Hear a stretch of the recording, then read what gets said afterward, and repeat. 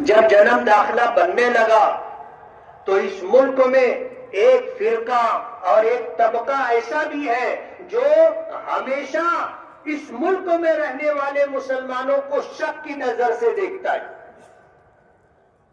اور بڑی عمر میں جب جنم داخلے بننے لگے تو یہ الزام ہم پر آیا کہ یہاں بنگلہ دیشی اور روہنگیائی لوگ اپنے کاغذات بنا رہے ہیں۔ میں آپ کو بتانا چاہتا ہوں، آپ کے NRC کے قانون نے جنم داخلہ ہمیں بنانے پر مجبور کیا۔ ہم نے اگر جنم داخلہ بنوایا ہے تو ہم بنگلہ دیشی نہیں ہیں، ہمارے باپ دادا یہیں پیدا ہوئے، ان کا جنم داخلہ موجود ہے، ہم نے یہیں پڑھا ہے، اسکولوں کے LC ہمارے پاس ہے۔ جنم داخلہ نہیں بنوا سکے تھے، ہم نے جنم داخلہ بنوایا تو ہم پر یہ الزام آنے لگا کہ مالیگاؤں میں 1000 اور مالیگاؤں میں اتنے 100 بنگلہ دیشی ہیں۔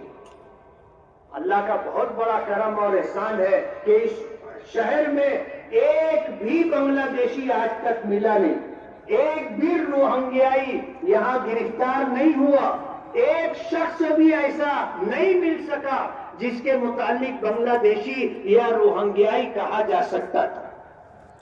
لیکن کہتے ہیں کہ جب آدمی دھوبی سے ہار جاتا ہے تو دھوبی کے گدھے کا کان اینٹنا شروع کرتا ہے۔ جب بنگلہ دیشی نہیں ملے، روہنگیائی نہیں ملے، تو جنم داخلہ بنانے میں اگر کوئی فروگزاشت ہوئی، کوئی کاغذ کم رہا، تو آج ایسے لوگوں پر کارروائی کی جا رہی ہے، ان کے خلاف FIR کی جا رہی ہے اور انہیں جیلوں کی سلاخوں کے پیچھے ڈالا جا رہا ہے، اور SIT تشکیل دی گئی ہے۔ ہم SIT کے خلاف نہیں ہیں، ہم ہندوستانی ہیں اور ہر انکوائری کا سامنا کرنے کے لیے تیار ہیں۔ ہم نے یہی جنم لیا ہے اور انشاءاللہ یہی کی مٹی میں ہم دفن ہوں گے۔ ہمیں پورا اطمینان ہے SIT کے اوپر۔ اس ملک میں جو ایجنسیاں ہیں، ان ایجنسیوں میں ایسے ایماندار آفیسران موجود ہیں جو کبھی ناانصافی نہیں کرتے، کبھی ظلم و بربریت کے راستے پر نہیں جاتے، نہ حق کسی کو نہیں ستاتے۔ لیکن ایسے لوگ بھی ہیں جو نفرت کا شکار ہو گئے اور اس ملک سے اسلام اور مسلمانوں کو ختم کرنا چاہتے۔ لیکن اللہ کا احسان ہے، اللہ کا کرم ہے، ایسے لوگ اس ملک میں آج بھی سرکاری مشنری میں، آج بھی ایجنسیوں اور ڈپارٹمنٹ میں موجود ہیں جو اس ملک کے خیرخواہ ہیں اور اس ملک کے لیے شبھ چنتک ہے، اور اس ملک میں بسنے والی اقلیت ہو، اس ملک میں رہنے والے مائنارٹیز سے تعلق رکھنے والے لوگ ہوں، ان کے ساتھ انصاف کرتے۔ ہم نے اس شہر کی تعمیر و ترقی کے لیے 1986 سے آنے کے بعد ہم جدوجہد اور کوشش کر رہے ہیں۔ 26 اکتوبر 2001 کا فساد ہوا تھا، 27 مسجدیں شہید کی گئی تھی، اور اس ملک اس شہر میں ایک بھیانک فساد برپا ہوا تھا۔ اس کے بعد سے ہم نے کوشش کی کہ اس شہر میں فساد نہیں ہونا چاہیے، اور الحمدللہ ہم اپنے آج 2025 پہ ہم چل رہے ہیں۔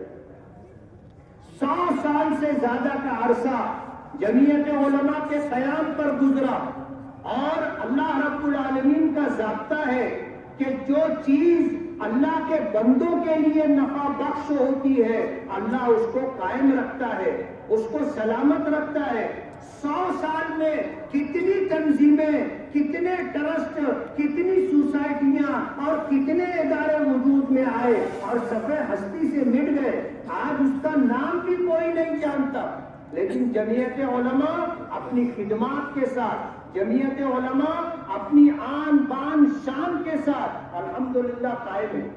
جمعیت کو الزام دینے والے، جمعیت کی مخالفت کرنے والے آج ہی ہیں، ایسا نہیں ہے۔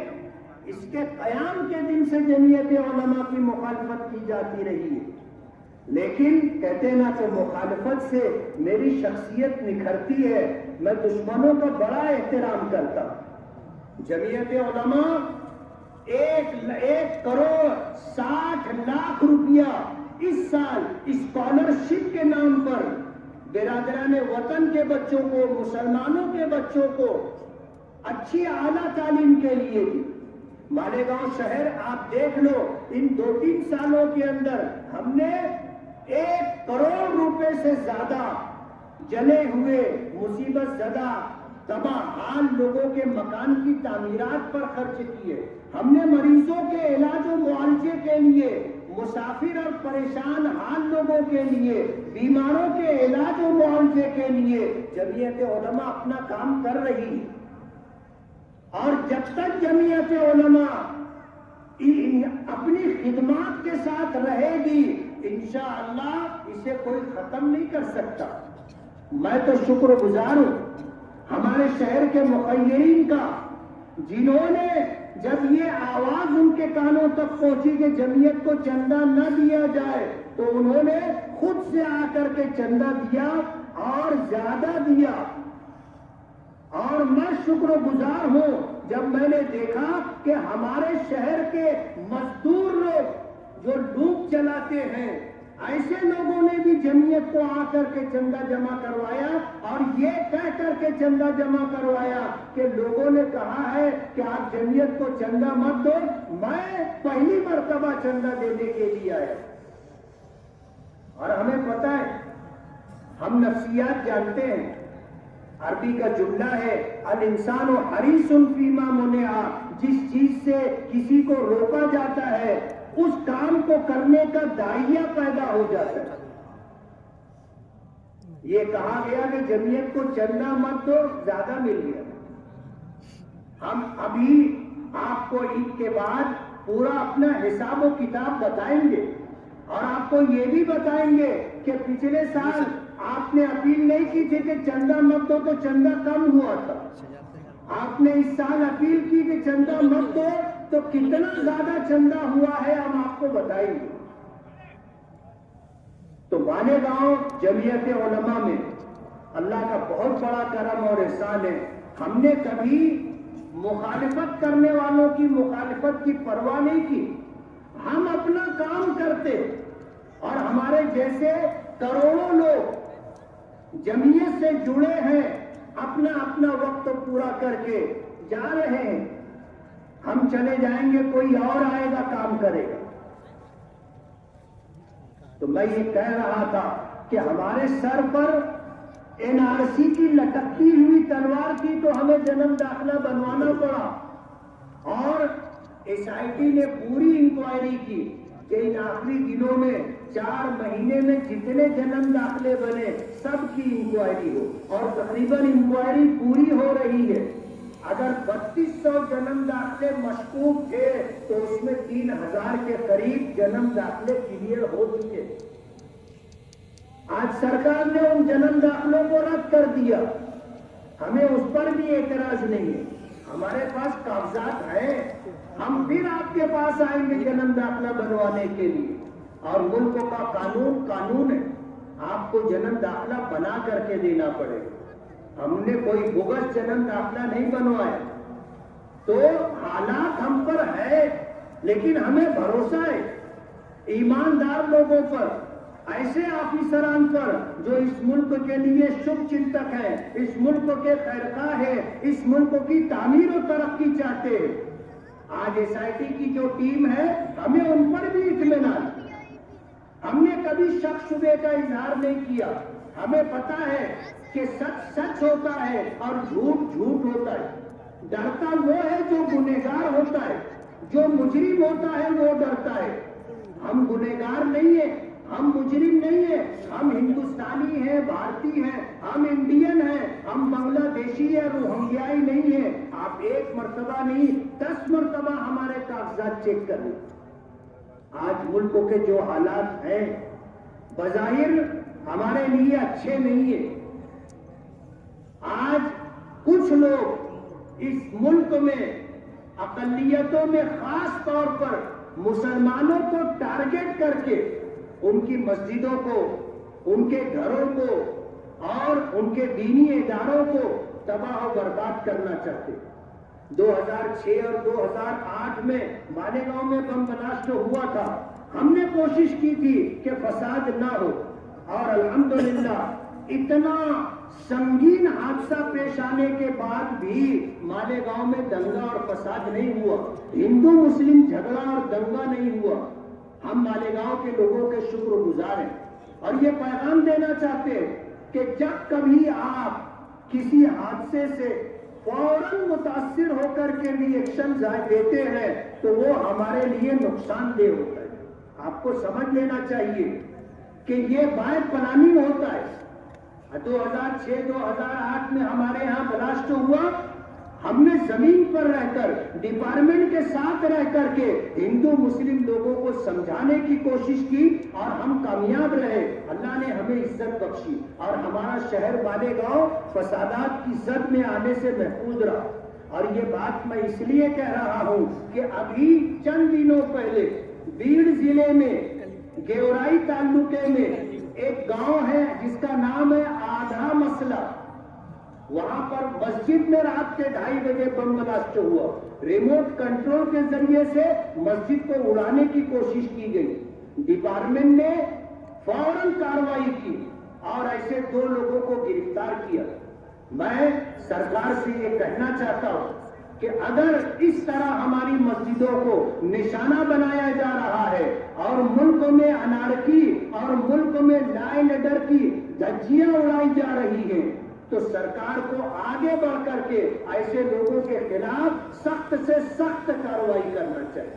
یہ ملک کے خیر خواہ نہیں ہے, ہم اس ملک میں دوسری بڑی اکثریت ہے. آپ اگر ہمیں ستاؤ گے, ہمیں آپ ہمارے حق سے محروم کرو گے تو یہ ملک کبھی ترقی نہیں کرے گا. اگر آپ چاہتے ہو کہ یہ ملک ترقی کرے تو آپ کو ہر ہندوستانی, ہر بھارتی اور انڈین کو اس کا حق دینا ہوگا اور اسے وکاس کے لیے, ترقی کے لیے آپ کو مواقع فراہم کرنے پڑیں گے. ہم کوئی 100-200 اور 1000-2000 کی تعداد میں نہیں ہے, ہماری تعداد 20 کروڑ ہے, بلکہ دیکھا جائے تو اس سے زیادہ ہے. آپ اگر ہمیں پیچھے رکھنے کی کوشش کریں گے تو دیش آگے نہیں جا سکے. اس ملک کے حکمرانوں سے, چاہے وہ دلی میں بیٹھے ہوں یا بمبئی میں بیٹھے ہوں, میں یہ کہنا چاہوں گا کہ آپ کو راج دھرم نبھانا چاہیے, راج دھرم نبھانا چاہیے. اور یہی بات ملک میں ایک سیاسی پارٹی کے جب ان کا پہلا اقتدار آیا تو اس کے وزیر اعظم واجپئی نے یہ نصیحت کی تھی کہ ملک میں صوبے گجرات میں جب فساد ہوا تھا تو اس ملک کے وزیر اعلیٰ کو یہ پیغام دیا تھا کہ تمہیں راج دھرم نبھانا چاہیے. رعایا میں سب طرح کے لوگ ہیں, آپ کے ہم مذہب بھی ہیں اور ایسے لوگ بھی ہیں جن کا مذہب اور دھرم الگ ہے, لیکن وہ آپ کی رعایا ہے اور آپ کی حکومت میں رہ رہے ہیں تو آپ کی ذمہ داری بنتی ہے کہ آپ راج دھرم نبھائیں اور ہر ایک کو اس کا حق دیں. دلی میں بیٹھے ہوئے حکمرانوں کو اور بمبئی میں بیٹھے ہوئے حکمرانوں کو میں یہی کہوں گا, واجپئی جی کا وہ جملہ, وہ نصیحت آپ یاد کریں کہ آپ کو راج دھرم نبھانا چاہیے.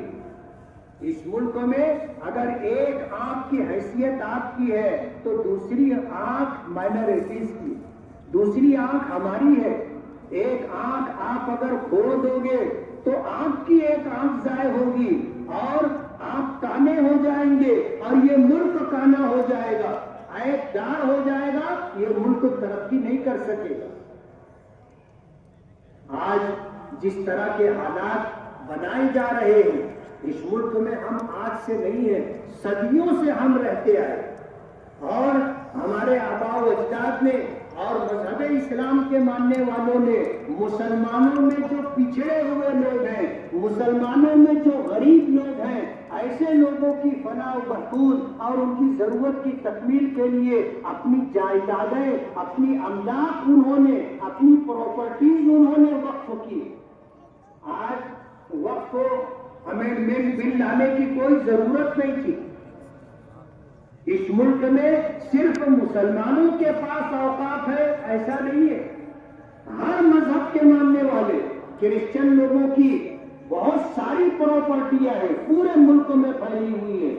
ہندوؤں کی ان کے مندروں کی ہزاروں لاکھوں ایکڑ جگہ اس ملک میں ہے. سب کو چھوڑ کر کے آپ نے صرف مسلمانوں کو ٹارگیٹ کیا اور آپ وقف امینڈمنٹ بل لا کر کے مسلمانوں سے ان کی جائیداد چھیننا چاہتے ہیں اور آپ ہمیں جھانسا دے رہے ہیں کہ ہم تمہاری فلاح و بہبود کے لیے اور اوقاف کی حفاظت کے لیے ہم یہ بل لا رہے ہیں. تو پہلے آپ اپنے اوقاف کی حفاظت کر رہے ہیں. ہندو مندروں میں جو بڑی بڑی پراپرٹیاں ہیں اور ضائع برباد ہو رہی ہیں آپ ان کی حفاظت کر لیں.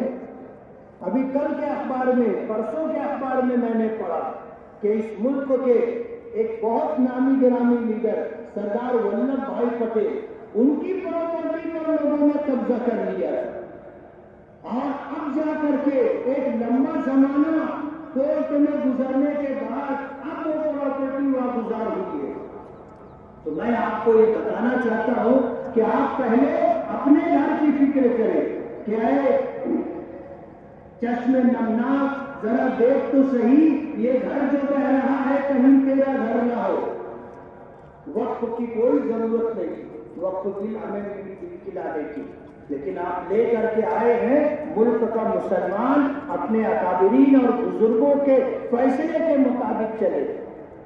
جمعیت علماء ہند ہو, مسلم پرسنل لا بورڈ ہو اور ملک کے اکابرین اور بزرگان دین جو طے کریں گے ملک کا مسلمان وقف امینڈمنٹ بل کے تعلق سے اسی حیات یہ طے کیا گیا تھا کہ اس کو زندگی کی آخری سانس تک نانو نقطہ دیا جائے گا. یہ ہماری شریعت اسلامیہ کے حکم کے خلاف تھا. سپریم کورٹ کا فیصلہ ہوا تھا, وقت کی حکومت کو یہ فیصلہ واپس لینا پڑے. ہم وقف امینڈمنٹ بل کے تعلق سے ہمارے اکابرین اور بزرگوں نے یہ طے کیا ہے کہ یہ ہمیں منظور نہیں ہے, اس کو کیسے رد کیا جائے گا اور واپس لیا جائے گا وہ جو راستہ طے کریں گے اس راستے پر ہم آئیں گے. میں آپ کو یہ پیغام دینا چاہتا ہوں کہ ہمیں اس ملک کا ناگرک اور شہری ہونے کے اعتبار سے اپنی حیثیت اپنا مقام پہچاننا ہوگا, بنانا ہوگا. ملک کی آزادی کے بعد سے اس ملک میں مسلمانوں کو پیچھے رکھنے کے لیے اور اس ملک میں مسلمانوں کو ان کے حق سے محروم کرنے کے لیے جو بھی حکومتیں رہی ہیں انہوں نے یہی کیا. میں آپ کو یہ بتانا چاہوں گا کہ جب UPA کی حکومت